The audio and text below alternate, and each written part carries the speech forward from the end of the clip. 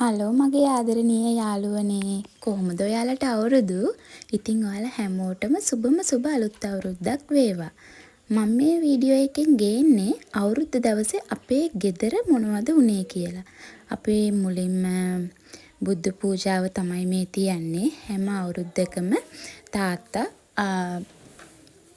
චාරිත්‍ර කරන්න කලින් බුද්ධ පූජාව තියෙනවා. ඒ කියන්නේ ආහාර අනුභවය වැඩ ඇල්ලීම ඒ දේවල් කරන්න කලින් අපි හැමෝම එකතු වෙලා ගෙදර ගාථා කියලා බුද්ධ පූජාව තියෙනවා. ඉතින් අද අලුත් සමාජිකයෙක් ඉන්නවනේ අපිට.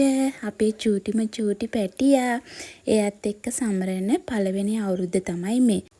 ඉතින් අපි සබර ගමුයි. අපේ චාරිත්‍රයක් තියෙනවා. අපි හදපු කැවිලි පෙවිලි හැම දෙයක්ම මෙන්න මේ විදිහට සමන් දෙවියන්ට පූජා කරන්න. ඊට පස්සේ මෙන්න මේ විදිහට හදාගත්ත රසම රස හත් මාළුවත් එක්ක තාත්තා කවන බත්කට කන්න තමයි ආසම.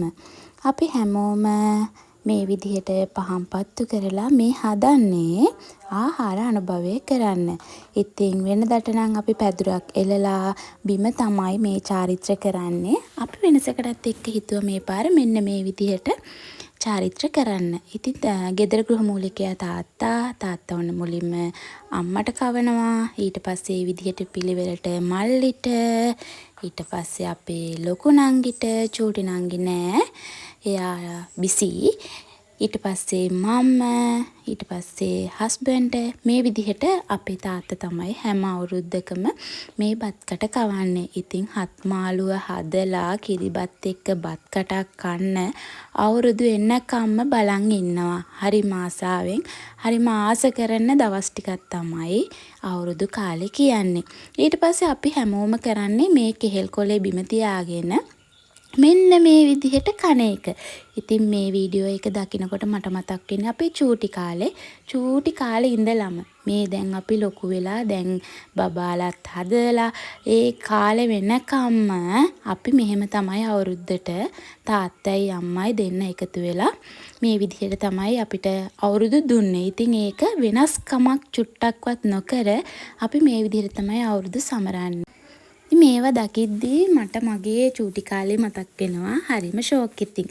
මේ තාත්තා ළිඳත් එක්ක ගනුදෙනු කරලා ඒ වතුර එක ගෙනහල්ලා ලබන අවුරුද්දේ ආපහු ගනුදෙනු කරනකන් තියලා තියෙනවා. අපි හැමදාම කරන චාරිත්‍රයක් තමයි අම්මට තාත්තට බුලත් දෙන එක. ඊට පස්සේ තාත්තගේ ආශිර්වාද, ඊට පස්සේ තාත්තා දෙන රුපියල් 100. දැන් නම් ඒක පොඩ්ඩක් වැඩි වෙලා. ඉස්සර චූටි කාලේ අපි රුපියල් 100 දුන්නේ. දැන් නම් ඉතින් චුට්ටක් වැඩි වෙලා ඊට වැඩි ගාණක් අපිට හම්බ වෙනවා. ඉතින් තාත්තගෙන් ඔය හම්බෙන තෑග්ග ගන්න අපි හරිම ආසාවෙන් තමයි බලන් ඉන්නේ. ඉතින් හරි ආසාවෙන් රුපියල් 100ද 200ද 50ද අපි හරිම ආසාවෙන් තමයි ගත්තේ. දැනුත් එහෙමයි. ඒක ඉතින් හම්බෙනකන් අපි බලන් ඉන්නවා. ඊට පස්සේ අපි කරන්නේ කොහොමත් වැඩිහිටියන්ට බුලත් දීලා වඳිනවා. දැන් අපේ අම්මා තාත්තට වඳිනවා. ඉතින් මේක අපි චූටි කාලේ ඉඳන් දකින්න දෙයක්. අපි හරි ආසයි. තාත්තගේ ආශිර්වාද ගන්න අපි හැමෝම ආසයි. ඉතින් අපි ওই වෙලාවේ කරන්නේ පැත්තකට වෙලා බලන් ඉන්න එක. මේ හස්බන්ඩ්ුයි මායි අපි දෙන්න චාරිත්‍ර කියන්නේ දැන් අපි දෙන්නත් වෙනම පවුලක්නේ. ඉතින් අපි අම්මටයි තාත්තටයි ගනුදෙනු කරන වෙලාව තමයි. ඊට පස්සේ ওই විදිහට කොහොමත් අපේ ගෙදර වැඩිහිටියන්ට වඳිනවා. ඒක කොහොමත් හැම ගෙදරකම වෙන දෙයක්. මට ඉතින් හරි සතුටුයි. මට ආස හිතුණා කවදා හරි දවසක බලන්නත් එක්ක මේ විදිහට මේවා වීඩියෝ කරලා තියන්න.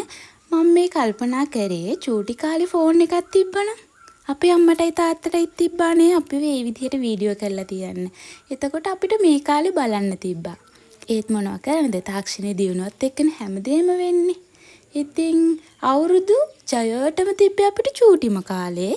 දැන් ඉතින් එන්න අපි සල්ලි හොයලා අවුරුදු කනකොට ඒක දැනෙනවා අඩුයි.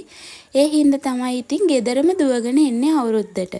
ඉතින් ගෙදරදී අර තාත්තා කවන බත් කට කන්න, තාත්තා ගනුදෙනු කරනකොට දෙන පුංචි පඳුර ගන්න, ඊට පස්සේ යාලා දෙන තෑගි ගන්න මං තාමත් ආසයි. මං තාමත් ඒ පුංචි කාලෙට යනවා. එහෙනම් හැමෝම පරිස්සමෙන් සතුටින් ඉන්න.